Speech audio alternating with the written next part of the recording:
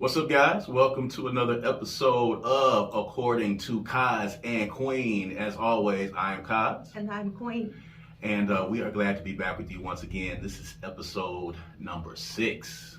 We're on the 6th episode. So we're glad that you guys have been continuing to join in every week. We're going to try to keep bringing you this consistent content every week. So make sure that you're checking YouTube. Make sure that you're subscribed to the YouTube channel. If you're looking on the screen, it's going to be right there, right under where my finger is, right there. And you can also check us out on all social media platforms. So you can follow us on Spotify, on Apple Podcasts, on Google Podcasts, on Amazon Music as well. So there's several places for you to check out, you know, these conversations that we have between a husband and wife.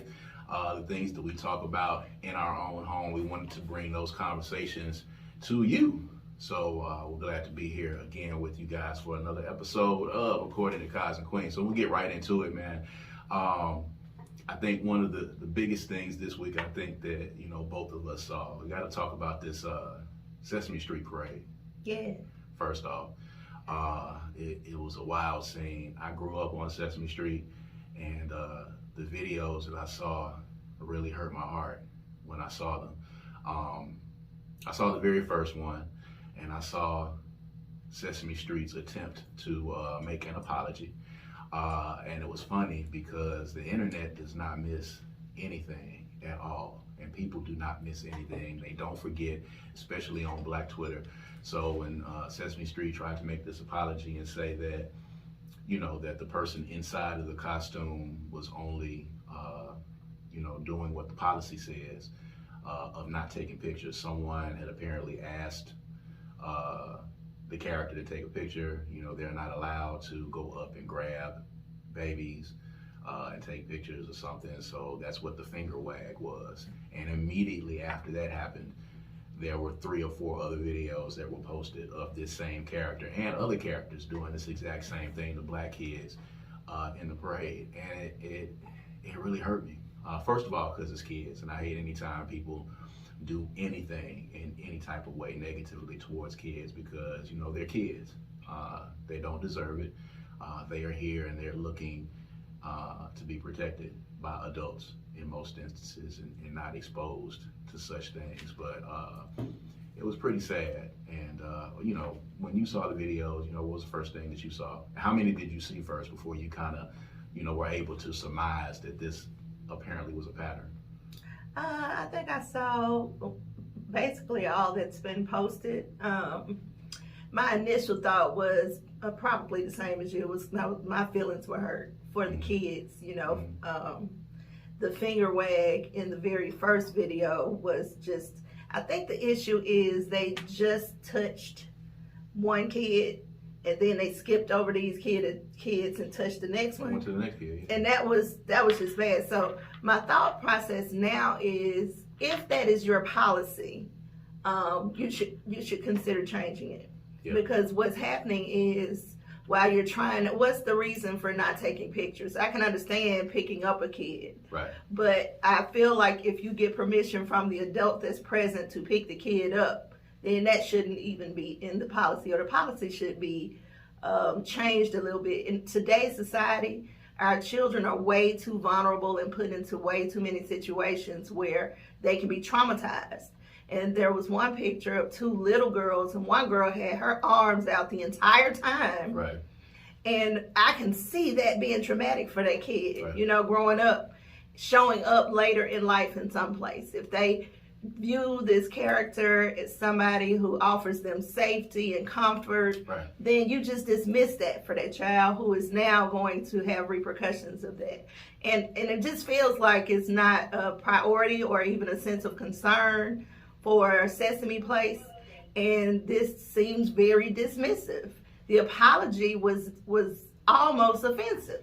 It's crazy because it was obvious in so many videos. It wasn't even something that could be deemed a slight. They literally, you know, hugged white kids, skipped over black kids, and the next white kid got a hug. It was like, you know, here, then a walk by a couple of feet, and then there. And this happened on several instances, and there have been I've been on Twitter and seeing, folks who, used to work for the different companies who, have said that, there's some type of internal policy, with the hiring of people that are inside the costumes and the policy, as how they act towards minorities. And it was very apparent, and it got even worse for me as I saw more videos and I saw different characters doing this very same thing. So somewhere there is a climate, or somewhere there is a mantra that you don't go up and interact with black kids. Well, I just feel like I agree with you. I think that probably is the case. But I'm at a place right now in my life specifically where I don't see the need or the importance to beg white people to fool with black people. Right. And I also understand that it is the only way to make people and corporations and businesses understand the significance of what we deem important and how we carry in our own dignity as black people. The only way to make them pay attention to that is to hurt their pockets. So as far as I'm concerned, we should just not be going over there giving them their money, giving them our money. Which is bad, because people that don't know the history, if you go look up the history, Sesame Street was created to educate black and brown kids. When Sesame Street first came on TV, when it was first on PBS a long time ago, the governor of Mississippi banned Sesame Street from being viewed in the state because the races were interacting on the show, and black people and white people were interacting in this Sesame Street place. So it was created to educate black and brown kids. It was, it took place, Sesame Street was in a little brownstone in New York City. I forget what borough they said it was, but, it took place in New York City. There were black people, there were Hispanic people, there were white people, there was Big Bird, there was Snuffleupagus, there was Oscar the Grouch, there were all these people. So name them all? Yeah, there were all these folks in this neighborhood, and it was supposed to be a diverse, eclectic neighborhood, and now we've moved on to Sesame Place, and it's been gentrified, and now we've got the characters who don't even want to interact with black kids. It's representative of real life. It is. That's just simply what happens in the world, and that's what's happening around us. And I still, feel the same way. Like, regardless of where they started, where they are today is that they seem to be exclusive to black kids. I don't have a tolerance for that. I don't see the point of continuing. The apology itself seemed a little bit like we don't really care. Y'all can come, but you don't have to come. Like, right. The apology was not significant enough. They haven't offered, I haven't seen where they've offered any type of restitution to these parents or these kids. Right. Have you given them a chance? Is the character, I wish I knew his name. I think it was a new character. It wasn't Elmo. It's not Elmo, but there's another Elmo-like. I think that was what it was. Yeah. It's not a lot of different looking Muppets. There's not a lot you can do with them, but they were Elmo looking. Yeah. It wasn't Elmo. I think Elmo it needs wouldn't to be. have done this. I feel like Elmo would not have acted in this. I want to believe that I don't believe any of the old school Sesame characters would have done. Big Bird definitely wouldn't have done that. Big Bird was always with Maria and Grover wouldn't have done that. He was hanging out with the black people in his spot. I'd like to think that Oscar the Grouch would not have done this. If Oscar the Grouch had done it, it would have been all right because he's the Grouch. But it would have been all right, but it would have been an argument for it. He was a grouch, okay? But deep down inside, Oscar had a really good heart. Oh, did he? He was a grouch. He lived in a garbage can. He was grouchy, but his heart at the core was not grouchy. He was nice.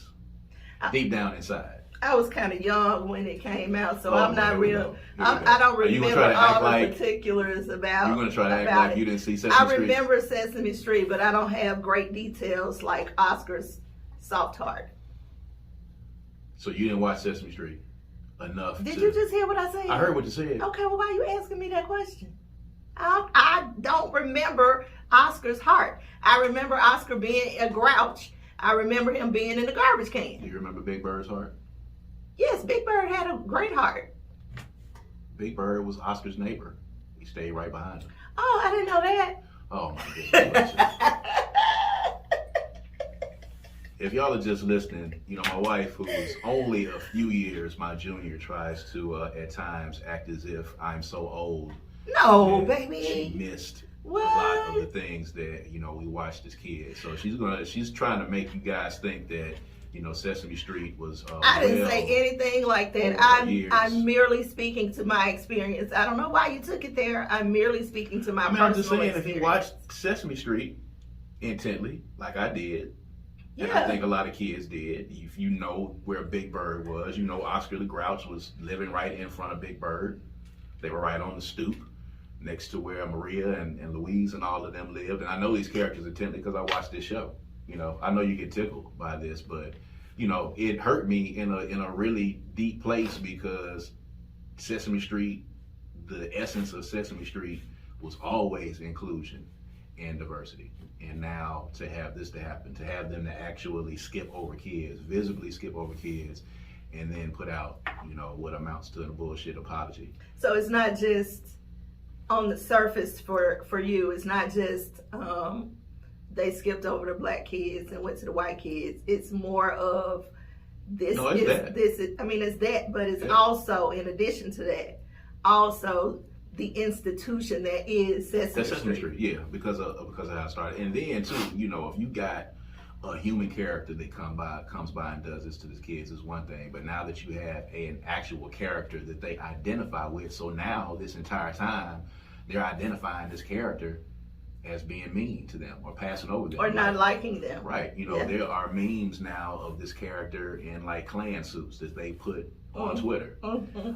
So kids are seeing that. So now you got some kids that are going to be traumatized this entire time when they see this particular character. I mean, and thank God it wasn't Big Bird, but I think in one of the videos, I think Big Bird and some people was in the video and they were dancing, and I think they skipped over some black kids. I think I got to go back and look at all the videos terrible. as well, man. But it's really bad. I think, you know, the apology was bullshit, and you know what I'm saying, apology has to come with changed action. You know, if you're going to give these people sensitivity training, you know, it's whack that you even have to do that, because if you're in a costume and you're out there to entertain kids, then that should be the thing. What would be your reason for not going up and touching black kids? Like, it reminds me of the 60s when white people didn't want to get in the pools after black people, or, you know, black people got in the pools and then they would come in and they clean the pools out because the white people didn't want to swim after black people. So now it's like you don't even want to touch black kids, you don't want to hug them, you don't want to any interaction with black kids at all. I mean, I think we're going to be seeing more of that coming. We're not far away from it. It's tough, man. But speaking of bullshit apologies, to segue, another bullshit apology that we got this week was from Kim Burrell, who just issued an apology. If you have not seen the video, make sure that you go online and you see the video in all its evil glory, as I call it. But she issued a backhanded apology. We're going to talk about that in a second. But, Was that, could you really, aside from her using the words, sorry, I'm sorry, in her statement, aside from that, was there any contrition at all in anything that she said? There was not. It was zero. She actually picked up her rant and continued it in writing. I'm going to tell you where she went wrong. The first paragraph in and of itself could have worked. Should have been left right there. First two sentences. When she said, with that being said, ...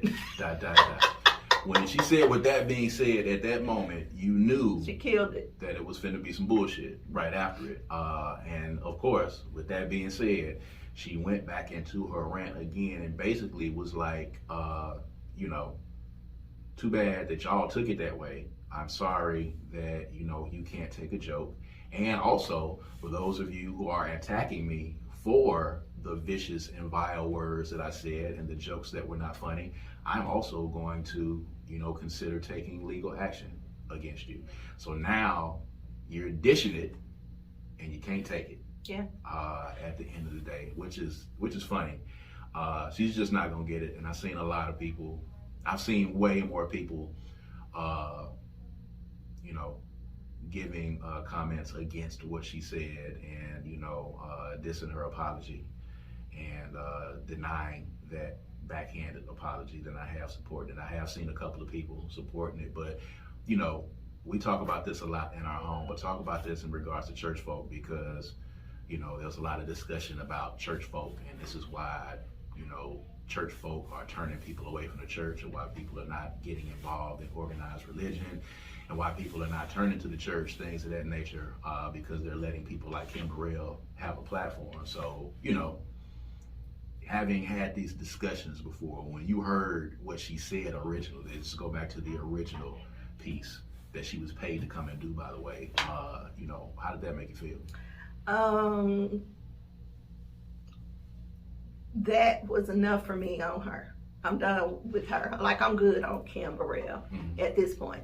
She's been consistently inappropriate in her comments. She consistently does that. Now, I don't want to say the woman has a drug issue or alcohol issue, but she seems to be without her truest mindset when she's on the mic. She seems to be a little bit outside of her body when she's speaking. Or either that, or she's an elitist. She believes that she is here and everybody else is here. There's no explanation for getting on a microphone in a church and talking to people the way that she did. It was absolutely vile. Like, nobody is going to learn anything from what you're saying, and that's what church is supposed to be about. Right. It's supposed to be about teaching, educating, giving information to lead people to live better lives. Right. She would make people feel bad about being there and being who they are, the position they're in their lives. That's not how you lead people to betterment. Right. So, and she does this consistently. She has done this for a while. So, it's gotten worse since she lost weight. I was going to ask you about that because I haven't really followed Kim Burrell. I know you follow a lot of the gospel artists more so than I do. But, you know, the word is, of course, you know, and I saw some of the older pictures because, of course, when this was happening, Black Twitter is undefeated. They're going to pull out all the receipts and they're going to pull out everything. So, you know, people were pulling out the before and after pictures. This surgery that you're saying that she had? I don't know if she had surgery or not, but she lost a lot of weight. So the pictures beforehand, she was, let's just say she was obese, I guess is the best term that you could use. She was much bigger than she is now. Clearly, she lost a lot of weight, whether it's through surgery or whether it's through, you know, good eating or healthy, you know, whatever the reason is. I applaud you, Kim Burrell, for getting healthy and losing the weight. But a lot of people are saying, and I think you can probably speak more to this than I can, that her attitude drastically changed once the weight dropped. And you saw a difference in, not there was a decided difference, but a lot of people said that she was, you know, as spit this much vitriol when she was bigger as well. Yeah, I think that even if she didn't do it as much when she was a bit heavier, now she has more confidence to do it and to say it in places where it shouldn't be tolerated. She shouldn't. Who's paying her at this point to come and speak to people? And what is it that they think she's going to give to their congregation? Like, that is problematic for me. And also, if she feels the way that she feels truly, then she always has felt that way. She's always felt that way. She just may not have been in a tax bracket significant enough to speak that stuff that she's saying. But now I guess she has a bit more, you know, more of a bag than she had before. She's got a better body in her opinion than she had before. So, you know, if you are that kind of person and humility does not live in you, then this is what you get. It's gonna get worse. And she clearly doesn't operate from a place of humility, which is not of God. Absolutely. Right. So then I have to question what you doing all together, sis. Like, what's all this about anyway? So let me ask you this now. Are people booking her to come in? Is she coming in to sing? Is she coming in to preach? Is she coming in to do a combination of the two? What's happening when you book a Kim Burrell appearance? I would assume that they're booking her to sing. However, She didn't sing on that clip unless it was before or after. Mhm. But at this point, I think she may be getting booked to be a guest and do whatever you want to do. Mhm. You know, her singing has become annoying. Her whole energy has changed. She's just a bit different, you know. I want to say since Whitney Houston transitioned, but I don't know if that has anything to do with anything. They were homies? They were pretty close. Okay.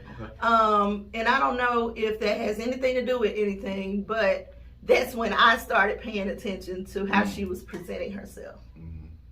Well, I mean, we got to be honest. If she was pretty close with Whitney Houston, birds of a feather.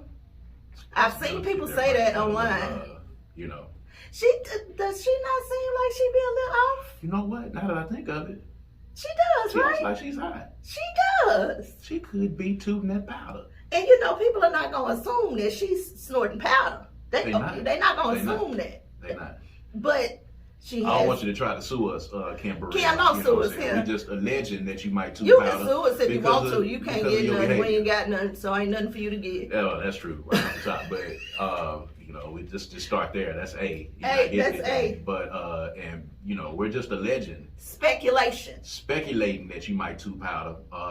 We don't know for sure. Your behavior is you know, and it might not be powder. Like it might not be powder. Could be some pills, maybe. It could be, yeah. Maybe it could be a couple of shots. Whatever it is, I think she's, you know, not in her whole full self. It doesn't. The whole presentation when she started off going in on broke people. I mean, to come to church, this is not what you're coming to church to get. This is not a message of love that's being. It's not. It's not lovely, love-like. It's not love-like. It's not even harsh. Like a lot of people say, well, you know, people don't. You know, the people that were supporting it, of course. You know, people just don't want to hear the hard truth, and she might have delivered it. And no, there was nothing. There was nothing. Poignant, directed. It was not all inclusive. It was directed towards a certain individual or group of people who are broke people. Mm-hmm. So if her audience was full of you know, rich people, then they was gonna agree with her. Yeah.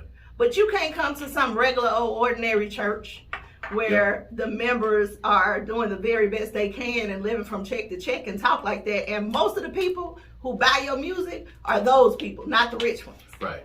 I mean, the message just seemed evil. It seemed mean-spirited. Yeah. I think there was an element of her in there trying to be a comedian. I think she was trying. I honestly feel like she thought it was funny, or she was trying to be funny. And you can really tell in the video that, you know, people felt very awkward.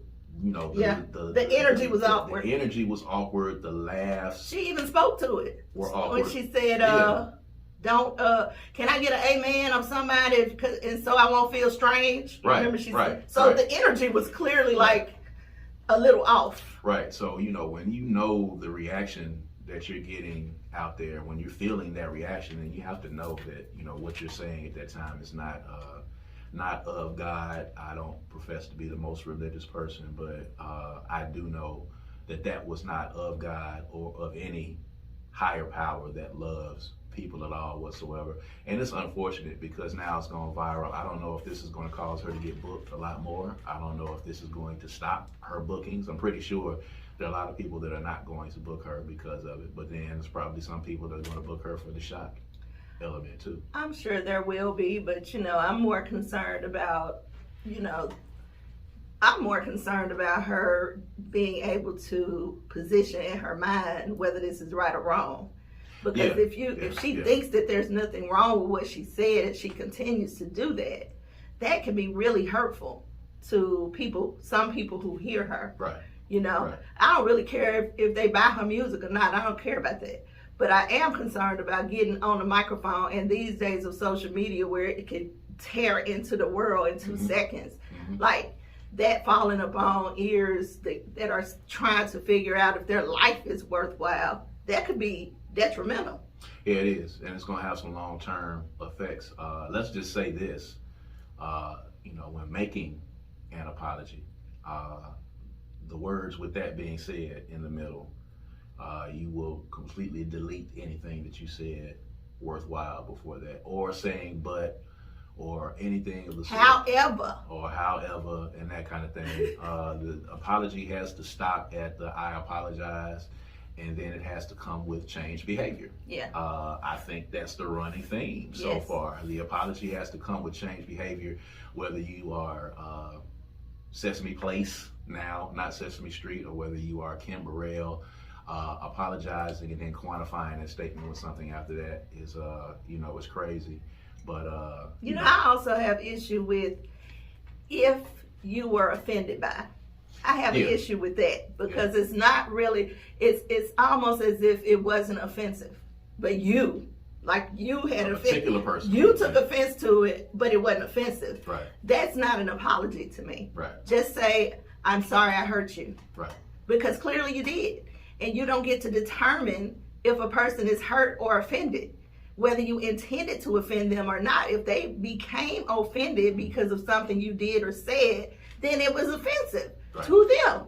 And that's really all that matters. And you can even say that. You can say that it was unintentional, but you have to, stand fast and stand in the apology. Yeah, if you're apologizing, if you mean the apology, then you can't say if you were offended by it. No, I'm telling you, especially if the person told you, like you're getting backlash, people were offended by it. Mm-hmm. Say, I'm sorry for my offensive remarks.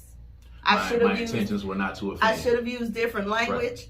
I did not intend to offend anyone. Mm-hmm. And stop. And Kim Burrell clearly stands on, the horrible attempt at comedy that she said. So, we'll pay attention to this. And who told her she was funny? I don't know. I think, once you get to a point and you have a name and people book you to come places, I think you feel like you have the wherewithal to, kind of try those things. They created this monster.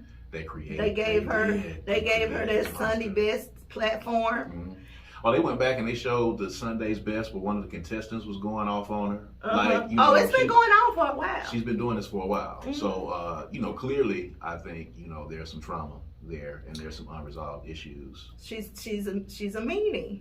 Yeah. She's mean. Yeah. And I mean, it's surly. And it's just been too much. It's been too much. It's happened way too much. Like, I'm cool on Kim. It's crazy. So, on According to Kaz Queen, of course, we, these conversations that you and I have inside of our home, and, we talk about a lot of things that have happened in current events and kind of give our ideas. But, parenting and the trials of parenting is something that we go through, every day. And, we're always going to be transparent with you guys when we talk, and the issues that, we have as parents. This week was, a new week for us. This is the first week that, the little one, went to a camp in the summertime. It's not the first time she went to a camp. It's not the first time? No. It's the first time. I mean, she went this year, but maybe didn't go last year, but it's not the first time she went to camp, period. Okay. I'm trying to remember. What was it previously? She's gone to ELS. Oh, you mean a specific kind of camp? Yeah, a specific kind of camp, not something affiliated. ELS is kind of school related a little bit. And that's not really a camp. That was okay, let's roll with it for the purpose of time. So this is the first time she's going to like an organized camp. The She Project, Marta Munger, has a wonderful camp for young ladies that she does every year. And it's taking place at the Synergy Link building. If you are in Jackson, Mississippi, or if you're listening to us in Jackson, Mississippi, look that up. But the little one went to the camp. Leadership Enrichment Camp. And I dropped her off on Monday, and I came back, and of course I told you that I felt the kind of way. I always feel a way when I drop the little one off at school and I drive off. I feel like I'm leaving her. When I drop her off at the camp, I feel like I'm leaving her. You want to have your kids in this protective bubble from the world. And then when you drop them off somewhere, it feels like that they're not in that bubble anymore. Oh, babe. So, for me, her going to the camp for the first time and being gone the whole day, it was kind of weird. And then, you're always like, well, you gotta, toughen up. I do not. Soft ass man. What is wrong with you? You know what I'm saying? Suck it up. I do not do that. Suck it up. You're coming in here whining about your kid not being here. But, it's just weird because, for us, we're used to having her around and we have been used to having her around for the whole summer. But, it's tough because you want to, especially in this day and age, you want to wrap, put them in a little bubble and keep them protected because you don't know what happens when they go out into the world. But you have to do it because you want them to be able to assimilate and you want them to be sociable and learn how to handle themselves in social situations. And because I know what's happening in schools, and I went to school and you went to school, when I drop her off at school every day, there is always a level of anxiety for me when she gets out of that car and drop her off because I can't protect her when she goes up that walkway and she goes into the school. We're not there at that point. So there's always a level of anxiety for me. And I kind of felt that. But I think, I don't know, what I'm saying? Maybe it's a little bit different for you. I'm not sure. Oh, yeah, it's definitely different for me. Absolutely different. Really? I can understand how you feel, and I have moments of that, like in the beginning of the year, a couple of, a little bit of that. But for the most part, the way that I operate is that I pray and pray and ask for God's covering over our child daily, several times a day. And I just have faith and believe in that. And I put the energy that you're putting into, oh my God, what could possibly happen? I put that energy into understanding that this is necessary. She's learning how to do this, and she's becoming acclimated to dealing with people. She's in the house with us. She's the only child. So she has to get out there. She already is showing signs of only child syndrome. And she's not the only child, but she's the only child at home. Right. And she shows, signs of that. She's quiet and reserved and a little shy, I think. But if she gets to more things like these camps and things like that. So I spend my time and energy focusing on how this will benefit her. And I think that you do that after a couple of days. Right. But we ain't got but 5 days of this. So you need to hurry up and get to the other part. I mean, it's tough. And then, of course, she's going to be in the 7th grade this year. School is coming up again. And I think it's going to be this every year, anytime. I think, and maybe in a lot of instances, maybe I have to work on that because I have to learn to let her go out there into the world and do her thing. For those of you that are listening, we have grown kids. We have 3 very grown kids that are in their mid to late 20s. My oldest daughter is, 28. She's knocking on 30 right now. And all of them are grown and doing their thing. So, of course, this is our little one that we have, and trying to parent and, correct some of the parenting errors that we made with the grown ones, because, there was a lot of things going on when those grown kids were growing up that, we're trying to right now. But, there's a lot of anxiety for me now in this day and age, especially with as much stuff as they're exposed to. It's a lot of anxiety for her going out into the world because she's very aware. So she's a lot more aware at 12 than I was. I don't know about you, but she's a lot more aware of her surroundings and what's going on in the world because, social media brings that world very close. Right. So, it's kind of scary. But I want her to be able to operate in social settings. I don't want her to be awkward like her dad. I don't want you to pass your anxiety to her. No, she already has her own anxiety about doing some of these things that are kind of new to her. So I just want to make sure that you don't pass your anxiety on to her. And let me just say that I'm not saying that I don't have some concerns in sharing those concerns that you have, but I'm saying that I understand how you feel. I understand. I think it's okay that you have these feelings. Y'all are super close, So I think it's okay that you have those feelings. I just, just learn to breathe through them and move through them. I mean, I have them too, but I breathe through them and I move through them. And sometimes we just have to sit there, hold hands, and just look at each other and be like, okay, this is going to be tough. But we do it. It's just a part of parenthood, I think. I think it's, that's your baby. So I think it's okay that you have those feelings, and I don't think you should feel bad about having those feelings. You should just know they're coming, figure out how to deal with it, and move through it. I want, I want for her, because my experience in school, there were issues and there were problems here and there.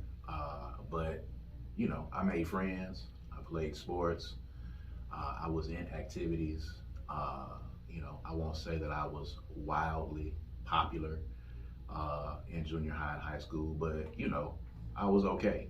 I wasn't one of the reserved, more quiet kids. You know what I'm saying? I've told you a lot of times that, I've run into people that I went to high school with that were in my class that, I never even realized that they were aware or around, or, who, they were, or people that I run into who, were not assimilated socially, and we run into each other as adults, and then, you see them out and you're like, hey, aren't you such and such, and that kind of thing. So, I want her experience to be a good one. I know now, because I'm aware, I know what happens in a lot of instances with people. There are people walking around, not right now, that are my age and your age, that are harboring trauma or harboring issues from what happened in middle school and high school. But they also harbored trauma from parents who try to orchestrate their experience.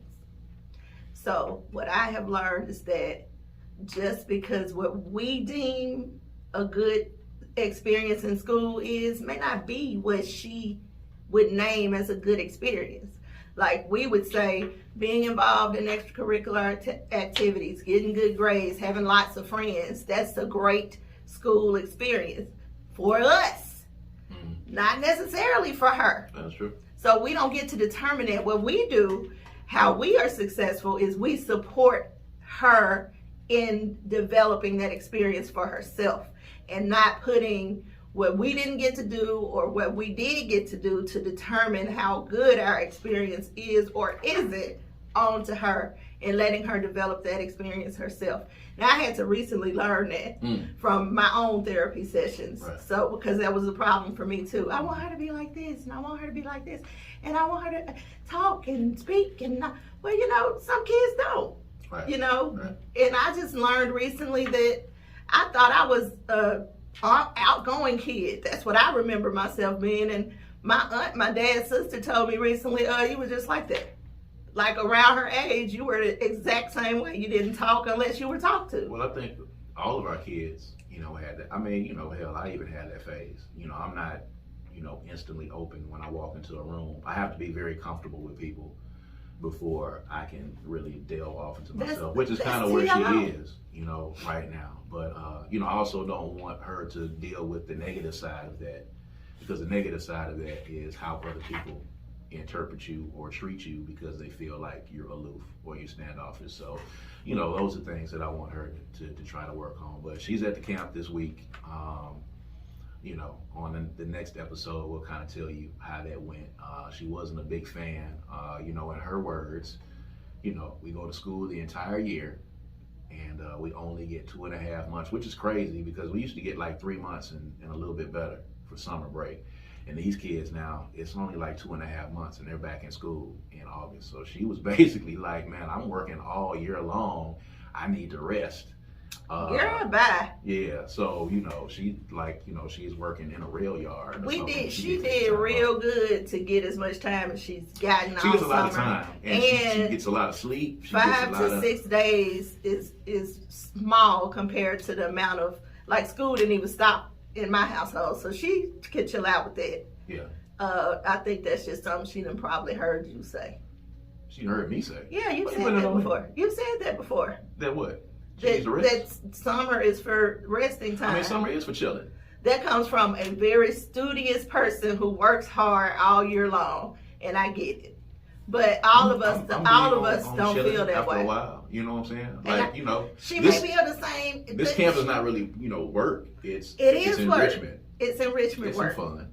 There is fun. But it's all a whole lot of things that will open her and expose her to things that she hasn't been exposed to. It's magnificent. And I think that one day she's going to look back at this and be like, I'm so glad they made me go to this camp. Maybe. I'm hoping, but I think it will be. I mean, if I was her age, even if I didn't really want to go to camp because I just wanted to sleep all day, when I got there, I'd be enthused. I've seen the schedule, and it's packed full of very interesting stuff. A lot of stuff. It's cool. One day she's gonna be, I think she's gonna be thankful for it, and I'm hoping that maybe she can be a part of the She Project. This will be a great, It will be. opportunity for her. So if there are any parents that are listening to this podcast or anybody that's watching, get in the comments and let us know how you feel when the kids are going to camp. What's your first feeling when you drop them off on their first day or drop them off on their first day of school? Is there any anxiety? Do you have any trepidation? Are you scared because, the way the world is and as fast as the world moves these days? Let us know how you feel. And tell us how you manage it. Yeah, let us know how you manage it. Let me know if I'm, having too much anxiety. Let me know if I'm too over the top, as I can be sometimes. But, with the kids, I'm always like that. And I always try to be hands-on. But, what I'm saying, we appreciate your comments, and we appreciate y'all coming in and joining in this discussion. But with that being said, in here, this has been another episode of According to Kaz and Queen. As always, I am Kaz. And I'm Queen. All right, we'll see you guys next time, all right? Peace and power.